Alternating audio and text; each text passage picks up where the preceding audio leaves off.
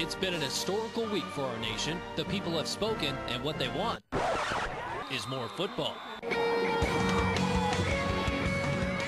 ONN is happy to accommodate, standing firm behind our platform of always delivering the compelling Division I matchups. Iggy versus Glenville, Pick Central UA coming your way. Divisions 3 and 5, we have a proven track record of coming through for you as well.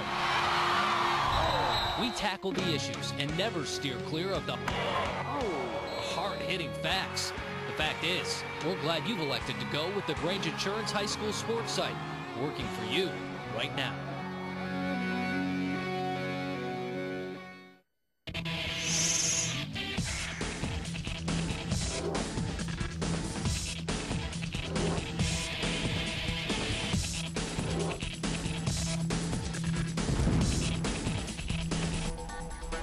And welcome to the Star-Spangled Banner edition of the Grange Insurance High School sports site in a special Saturday election week. Welcome to you, Ohio, the greatest football fans in the world. Glad you're with us. I'm Dan Franzak, and we're joined alongside my partners for this and every sports site throughout the playoffs, JJ of JJ Huddle and former Buckeye captain Jerry Rosinski. Guys, let's get right to it. We start with our marquee matchup, a rematch game from the first week of the regular season, a game in which the Pickerington Central Tigers handed Upper Arlington their first and only loss of the season thus far. It's a Region 3 semifinal pairing, the second-seeded Golden Bears against the third-seeded and undefeated Tigers, this one being played at Gahanna Lincoln Stadium. To Central Ohio we go. Pick Central. Come out. Yeah, there you are. Hey, guys, what's going on? Running out onto the field and running into your living room. First quarter, Tigers QB Nick Raymond calls his own number, tiptoes to the sidelines. That's a touchdown, 7-0. Late first quarter, Upper Arlington answers. John Townsley rolls left, hits Blake Annan, and he stretches in for the score. Golden Bears would miss the extra point. 7-6. Second quarter, Golden Bears Zach Steen hits the 26-yard field goal to put the Bears up 9-7. That was the score at the half. Jack Bourne rumbles in from 1 yard out, picks Central back up 14-9. Still in the third. Tiger Jamie Wood, future Buckeye, 71 yards. Nobody's going to catch him. Picks Central up 21-9. Fourth quarter, same score. Upper Arlington QB Alex Drake runs it in from 8 yards out. 21-16, picks Central. 24-16 Tigers. One last shot for the Bears. But on 4th and 15, the Tigers, they stop them. 1:18 to go. John Townsley's pass to Matt Wilcox falls incomplete. And the Tigers run out the clock to preserve a 24-16 victory. Guys, what a game. We knew this one was going to be close. That was the easy prediction. Selecting a winner, JJ, that was the hard part in this one. Oh, two great teams. I'll tell you what, it kind of hurt Upper Arlington when Farwick went down in the first quarter and didn't return the game, but that's to take nothing away from the Tigers. It was a great effort from them.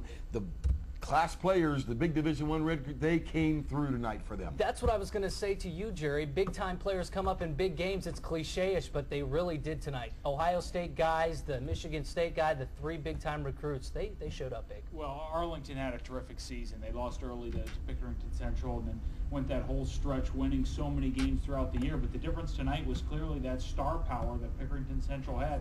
I've had a chance to see Upper Arlington play this year. Well-coached, fundamentally sound, good hard-nosed kids. But you go to that Pickerington Central side and you get that Division I class athlete like a Boren, like a Wood. Those guys can make the difference. Those guys can mean 6 points for your team during the course of a game. And when you put two of them out there, it just makes all the difference in the world. ONN's Ashley Ignelzi is in Gahanna with more on the Tigers' second win over the Bears in 2008. Ashley? Well, earlier on in the week, JJ, you predicted it'd be a slugfest, and your predictions were right. This team definitely came out and turned it around for the second half, and the third quarter was key for them. The seniors rallied a little bit, captains rallied a little bit, and, the playoffs are final. If you don't win, your season's over, and they came out and won that game in the second half, and like I said, we go to the third round. Well, we realized that this could be our last game and that we're not going to let that happen. We aren't going to let what happened last year happen again. We knew we had our backs against the walls, and we just had to come out fighting. So that was the whole, that was the whole team's message, that we had to come out and do something in the second half, or else we weren't, in that first drive, or else we weren't going to do anything. And fight they did. This was the first time the Pickerington Central Tigers had gone into halftime not on top. This is a rough game, and we're not playing ping pong out there, and sometimes parents and fans get lose sight of these are just high school kids, but like I said, we're happy right now. We'll heal up our wounds and try it again. I'm hurting a little bit. I'm hurting, but, I'll be fine. This win definitely takes a lot of the pain away. The Tigers will heal their wounds and get ready for their next matchup. It all came down to realizing what we had to do and getting the job done. I mean, everyone just did their job, nothing more, nothing less, and that's how we got to play. It was a physical game, and Pickerington Central's defense definitely put a stop to Upper Arlington's running game. The guys are looking forward to the regional final and becoming one step closer to the state championship. For the Grange Insurance Sports Site, I'm Ashley Ignelzi. Thanks, Ashley. Ashley giving you props, JJ. That's right. Same division, different region. Elder taking on the T-Bolts at Nippert. That's a first quarter touchdown. Mark Miller hooking up with Josh Jones, 7-0 Elder. Third quarter, Northmont running back Mark Mays going to score from 15 yards out. Where are you, Mark? There you are over there, buddy. T-Bolts take a 10-7 lead in the third. After a field goal, the game was tied at 10 with just over 8 minutes to play. Back to Miller, who scrambles and gets the big pickup to get in field goal range. Tony Milano can play hero, and he splits the uprights from 31 yards out, 13-10 Elder. 2 minutes left in the game. Northmont will get one more chance, but the 4th and 13 bomb is up, and it comes down incomplete. Elder hangs on to win, 13-10. Elder will now play the winner of this contest, Huber Heights Wayne Colerain. Early game at Nippert. Colerain running back Tyler Williams takes the option 9 yards in for a 7-0 Colerain lead. Now for a Wayne rushing attack. Not much there. Colerain D stifling today. Second quarter, it's Tyler Williams again on another pitch. Here he comes. 14-0. Colerain in control. Colerain defense continuing to dominate. Cole Pasquale with the interception coming up right here late in the second quarter off of Ryan Bitsko.